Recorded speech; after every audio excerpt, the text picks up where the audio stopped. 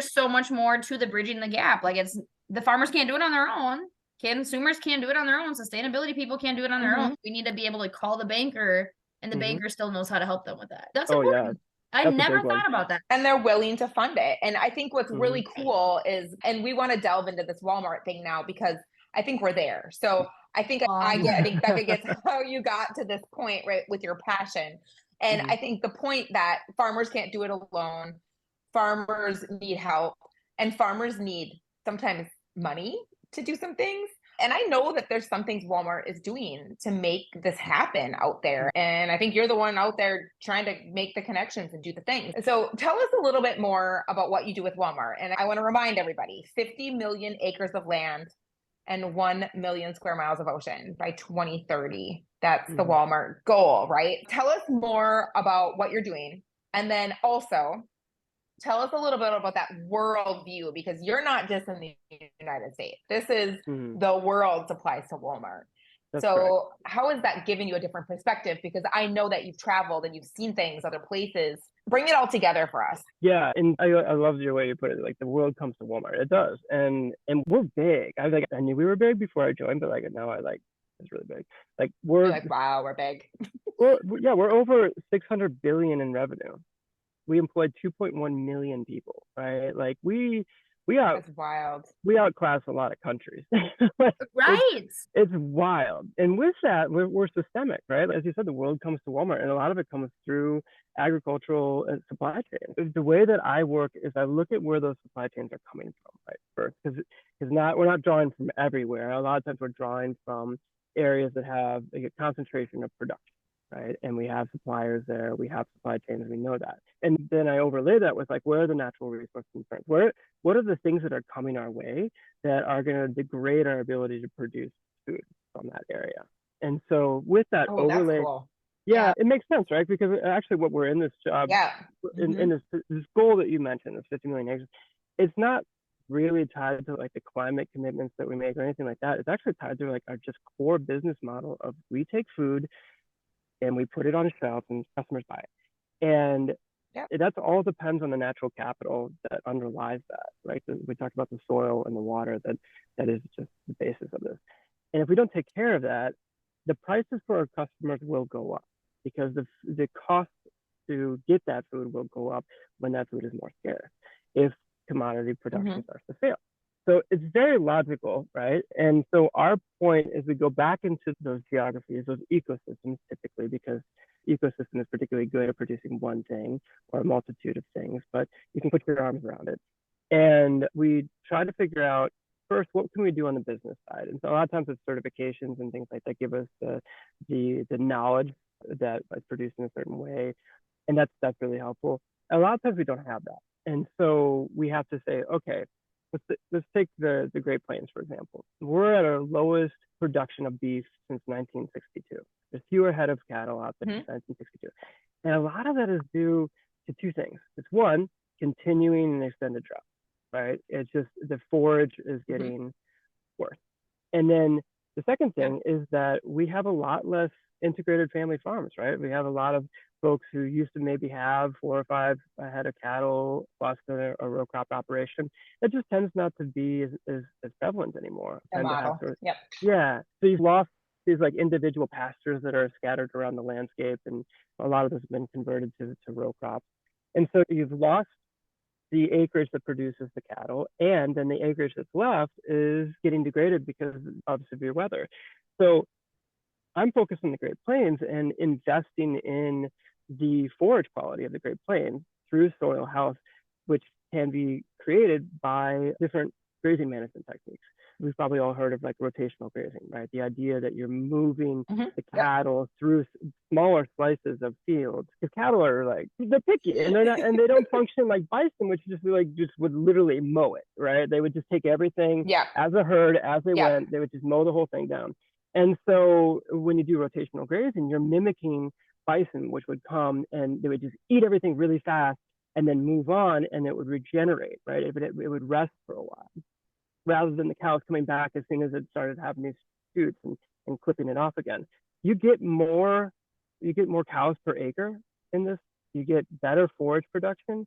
You often get better wildlife habitat through this thing because the grass is growing up higher and there's more places for the little critters to hide, and then that brings in the bigger critters and all that kind of stuff. Like it just, you start to stack these co-benefits, and the roots go deeper, much deeper, if you allow the land to rest. And so then you get this benefit on drought, because the deeper the roots go, the more the soil column they can pull moisture from, and the more resilient they're going to be when that moisture is scarce. When I describe it out loud, it makes a lot of sense to me, but it makes sense that if you invest in the capacity of the system to produce, you're going to have a better operation. You're going to be more profitable. You're going to have more cows per acre. And that's good for us, right? We don't have to then go across the world. Which is the point. It's like sustainable agriculture is connected to a sustainable food supply that can go on for a long time. Right. And think about where the alternates are coming from, right? Where beef could be coming from if we weren't able to buy it here. It's coming from places that are pretty problematic. And there's so many reasons to invest in the ability of ranchers to do this, but it takes new fence lines. It takes new water route. You got to pipe and plumb that water across miles in some cases. And it's not cheap, but the payoffs are huge.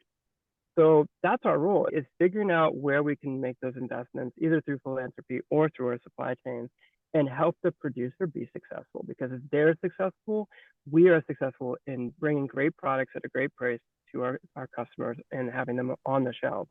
There's really very little daylight, right, between our interests, which is great. It makes it fun for me to go out there on the landscape, but it's also good for society. It's the full picture. For the environment, right?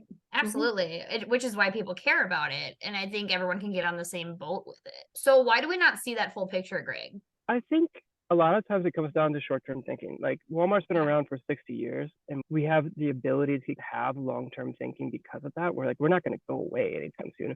It's great if we hit our quarter, but we're focused on a bigger timeline than that, because we're huge, right? And so a lot of time it's just short-term thinking of, oh, we can't invest in that because we got to do this thing right now. That's going to eventually bite you in the butt if you don't invest in that. Like that's a long-term risk that will become a very material risk. And so I think that one of the big reasons like you're not seeing as much investment as I would like to see is that short-term thinking versus long-term thinking. And quite frankly, we're trying to shift that. So we've got a call out to our suppliers saying, this is actually really important.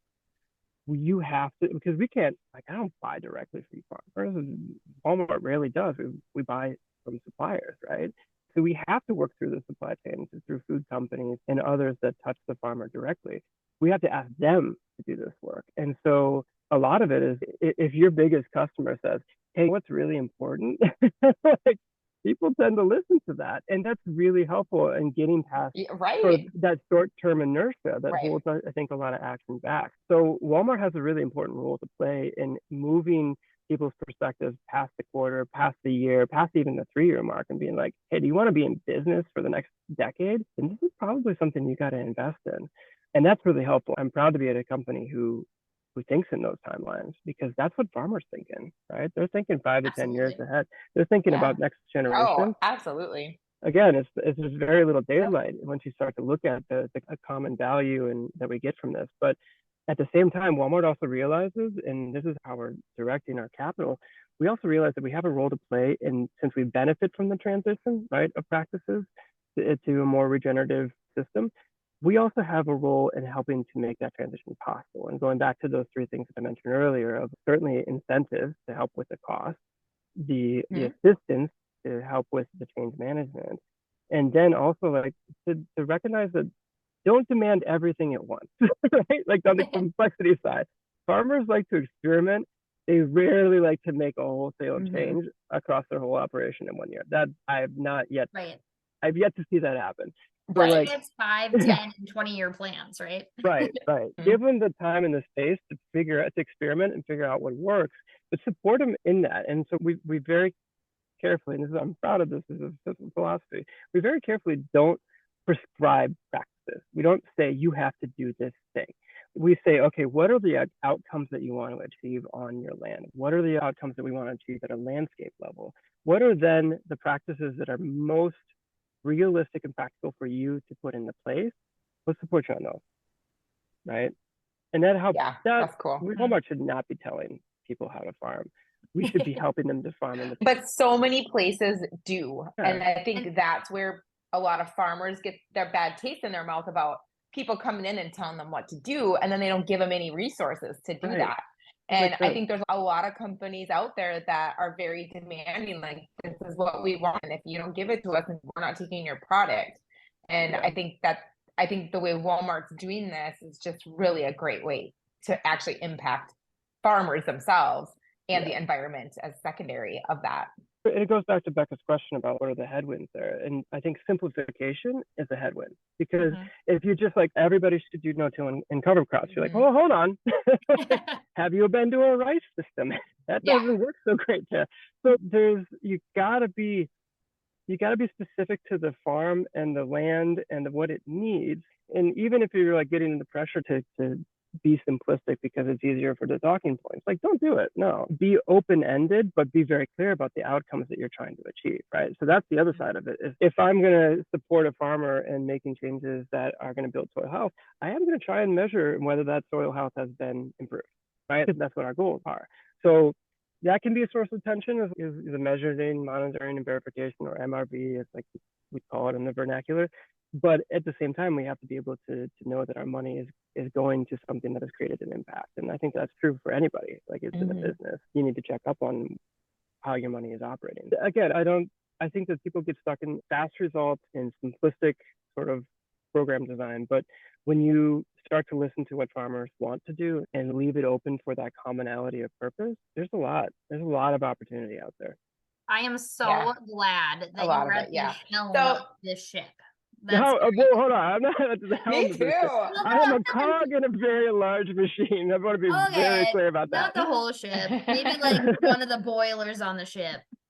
Ooh, yeah, you're a boiler. I am very lucky. I have some fantastic colleagues that I get to work with it day in and day out. And I've learned so much from them on the business side about how this enormous supply chain that is Walmart functions. And it has made my work that much better. And that's actually, that's been a huge piece of why I'm at this organization and why I'm doing this work, is because I get to learn every day new things. And that's just been fantastic. I just think it's so unique how your experience has come so full circle, where you have been in an industry out in DC where you've had to learn to deal with confrontation and tension and all the things that are entailed with daily life in DC. And now that is the epitome of what you are trying to battle when it comes to overcoming some of these challenges within sustainability. Your experience full-heartedly prepared you for what you're doing now. I think so. Yeah. Yeah, I feel very fortunate. And I don't have a master's degree. I don't have a PhD. Unlike a lot of my colleagues and peers in philanthropy, that's typically like the path, right? Is academia, going really deep, understanding an issue. It's all been life experience. And joining the Moral program and going through it with Natasha was like, that was actually transformational. Is just being able to. Yeah, me too. I just sat and asked questions for 2 years. I think I was like a really annoying classmate, because I was like, oh, tell me more about that. Why did you make that decision? You and Mark were the question people. So true. But yeah, very life-changing. I think being able to experience things is very important. And from what I see, your love for the environment was obvious to me when I met you, and we bonded over the love of soil. I will never forget that, because whenever I find myself, I know that's great. You should wear it at Walmart and send it to me. So everything, I look back at your life and what I know of it, and the passion you have for what you've done on Capitol Hill and in St. Paul, and now with Walmart. It's all very just a service-driven heart that you have. And not everyone may see it that way, but I do, because you seem to just really want to make the world better. And you're finding a way to do that through agriculture and the environment and bringing them together, which is a really hard thing to do. There's a lot of very icky stuff on both sides that can fight and duke it out a lot. And you keep your cool. And I think that's neat. Why do you care so much? What is it that drives you to keep doing this work? I have kids. So that helps, right? Like, when you're actually responsible for the well-being of people besides yourself, you start to think a little bit more about the earth that you're leaving them. So it's simplistic, but it's true. I think that's true for farmers too. They think a lot about their legacy most farmers, when I meet them, one of the first facts I learn about them is how long they've been on that farm, how long their family has been on that farm, right? It's just so true. First paragraph. Like, and it's because we have I think, at least I have very much a sense of this is it. This is all we get, right? We got to take care of it. And I really do care about agriculture being successful. I think I wouldn't have gotten into tomorrow, right? If I didn't have that perspective, I wouldn't be doing it what I do if I didn't have that perspective. But I really care. We haven't talked about this much. I really care about small town life. And I know that sounds a little strange, but I have all my family lives in small towns, and I think it's really special. I think that the ability to really, like, the whole "it takes a village," I know there's platitudes, but it's true. Like, people in small towns have a very large extended family, essentially, right? And there is something like about human beings that we weren't really supposed to live in cities. Like, we evolved to stand up in the grass and look at the horizon. Like, that's like why we are who we are as a species. And I want to just protect the ability of that to be true. Small towns, most of them are still very dependent on agriculture as an industry. It's what brings in revenue, it provides for livelihoods, it keeps people together. And I want to protect that. That's on a very selfish side. If I was taking it from a business side, that's what Walmart is built on, is serving small towns. That's where its business started, is realizing that was an underserved part of the country and then building out for that. Like, I want small towns to be successful. I want farmers to be successful to be able to create that happen. And then the last thing would be it's also a faith thing, right? If you look back at the Bible, and from the start of interactions with God and humans, the first thing that God said is like, hey, I'm going to give you this thing and you're going to be a steward of it, right? And humans were like, yeah, we're going to name it all and then we're going to be a steward, definitely, for sure. And sometimes we're not great at that. and that's like the first thing that God told us once he created us is you need to go do this. And we sometimes forget that. That is valid. Right? Right? But also really important. But then also, have you ever given your kid like a gift that was like you made it, or it was really important and it was fragile, and you're like, okay, I'm giving this to you. It means a lot to me. You need to be really careful with it. And then they go and immediately break it. I have a 5 and an 8-year-old that has absolutely happened, right? And you're like, okay, I'm very angry now, but I also believe that you could do better next time. And I just have to imagine that's still the case. God gave us this one earth, that's all we get. And we have screwed it up a little bit. There's still the time to turn that around. And I imagine that's part of having a good relationship with God and through my faith, is living out this life of service and trying to do best by the first directive that it gave us, right? I love that. I do. Greg, why are you spitting out all this truth? What this is great. this? Yeah, I appreciate getting the questions. I'll tell you that. But it's got to be fundamental. And the fact that I get to make a living and also live that out is pretty great. I feel very fortunate. I see why Walmart hired you. This makes sense. Me too. Like, it just. I was Walmart. I would want a job. I can't pay you, but you can have a job. Yeah, 10 interviews later, they were convinced. We could have a whole podcast on that. How long does it take to get hired by Walmart? Yes. When you're teaching us how to brew beer, you can tell us that story, because I want to do that with you sometime. That sounds fun. Yeah, that does sound fun. So you have an obvious fascination with rural life, but we always ask our podcast guests, and I want to know from a personal level, Greg, how are you keeping it rural, and what is it about the rural life that you love? So I'm doing my best to keep it rural. I'll say that. I live in an urban area, but I bought 3 acres. And so, yeah, it's just like this little pocket. It's even zoned agricultural. I will say it's the smallest parcel that can still be zoned agricultural by city code, and it is. And the way that I am keeping it rural is that I have switched over to heating my house entirely with wood. So I harvest from my land. So so every winter I'm putting in a new stock of, it's not Minnesota, so it's not that much. It's still Arkansas. Just remember to dial it back in terms of how much I need. And I'm out there in the middle of basically what is a suburban neighborhood now, just like with an axe and a maul, just taking apart wood. Yeah, it is great. So handling so, your inner lumberjack. Yeah, I highly recommend it as a form of exercise, and also if you had a frustrating day. Yeah, it's really good. Chop up the wood. Yeah, better than a person. Yep. Sure. Oh, that makes me so happy. That's like what I spent my childhood doing. Hey, what are you doing this Saturday? Cutting firewood. People love to come over for it too. It's funny. You can make some pottery, chop some wood, drink some beer. Go to Greg's house. Absolutely. Yeah, bring your flannel. I might need to visit Arkansas. I've not been there. You are welcome anytime. There we go. Both of you. Yes, let's do it. That's so great.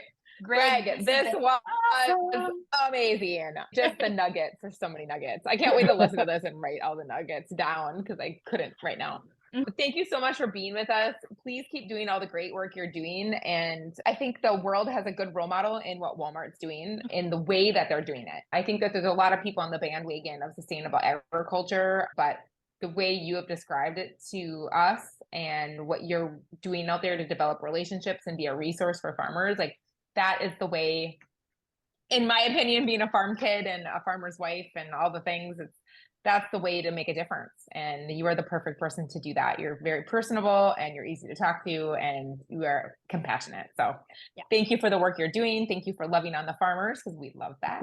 And we are so glad you could join us for this. Well, thank you so much. It's been a lot of fun. This has been the best, by far the best part of my day, and likely will be the best part of my week. Thank you. Well, thank you again, and we'll make sure Becca gets her Princess K things all sent to you. Okay, that's the requirement. Yeah. All right. Thank you so much, Greg. Have a wonderful week.